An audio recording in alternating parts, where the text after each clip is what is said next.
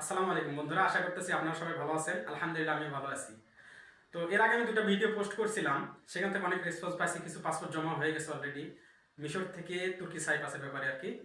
তো যারা এই মুহূর্তে মিশর থেকে তুর্কি সাইপ্রাস যেতে যাচ্ছেন কোনো টাকা পয়সা অগ্রিম টাকা পয়সা ছাড়া, তারা সুন্দরভাবে ফ্লাইট নিতে পারেন। শুধু পাসপোর্ট জমা দিবেন, সাথে 4 কপি ইউরোপ সাইজের ছবি দিবেন, আমরা সুন্দরভাবে ফ্লাইট করে দেবো ইনশাল্লাহ। সম্পূর্ণ টাকা গিয়ে পৌঁছানোর পরে, অগ্রিম কোনো টাকা আমরা নেব না। সম্পূর্ণ টাকা গিয়ে পৌঁছানোর পরে পাসপোর্ট জমা হচ্ছে। যারা যেতে চান খুব দ্রুত পাসপোর্টগুলো জমা দিতে পারেন এই মুহূর্তে।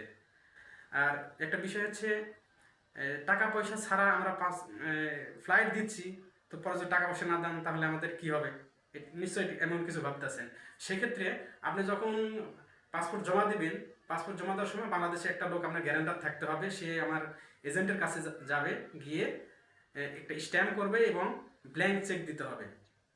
আমি আবার বলতেছি, কোনো টাকা পয়সা ছাড়াই শুধু জামিনদার হিসাবে একটা ব্ল্যাঙ্ক চেক লাগবে এবং একটা স্ট্যাম্প করতে হবে বাংলাদেশে।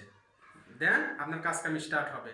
এবং যেদিন আমার ফ্লাইট হবে, ফ্লাইটের দিন আপনি সেই গ্যারেন্ডারটা আমার এজেন্টের কাছে প্রেজেন্ট থাকতে হবে। আপনি যাওয়া পৌঁছানোর পরে আপনার গ্যারেন্ডারকে বলবেন যে আমি পৌঁছে গেছি, সাথে সাথে সে টাকা দিয়ে ওখান থেকে চলে যাবে। এছাড়া সম্পূর্ণ রাস্তায় যত খরচ মরচ আমরা বহন করব এবং আপনাকে পৌঁছে দেবো, সুষ্ঠুভাবে পৌঁছে দিব। পৌঁছে দেওয়ার পরে আপনি দেন টাকা পয়সা পেড করবেন এবং টাকা পয়সা পেড হওয়ার পরে 2 থেকে 3 দিনের মধ্যে আপনার কাজ জয়েন করে দেবেন ইনশাল্লাহ। এই ভিডিওটা করার কারণ হচ্ছে, এইরকম প্রশ্নগুলোই বারবার আসতেছে আমার কাছে, বারবার ফোন করে এই প্রশ্নগুলোই করতেছে। তাই আমি একটা ভিডিও করে ক্লিপ করে আমি ক্লিয়ারভাবে সব কিছু জানাই দিলাম যে আমাদের প্রক্রিয়ার সিস্টেমটা কি। যদি এই শর্তের সাপেক্ষে কেউ রাজি থাকেন, তাহলে পাসপোর্ট এবং 4 কপি ইউরোপ সাইজের ছবি দিয়ে আপনি পাসপোর্ট জমা দিতে পারেন। আশা করতেছি সবাই আমার কথাগুলো বুঝতে পারছেন।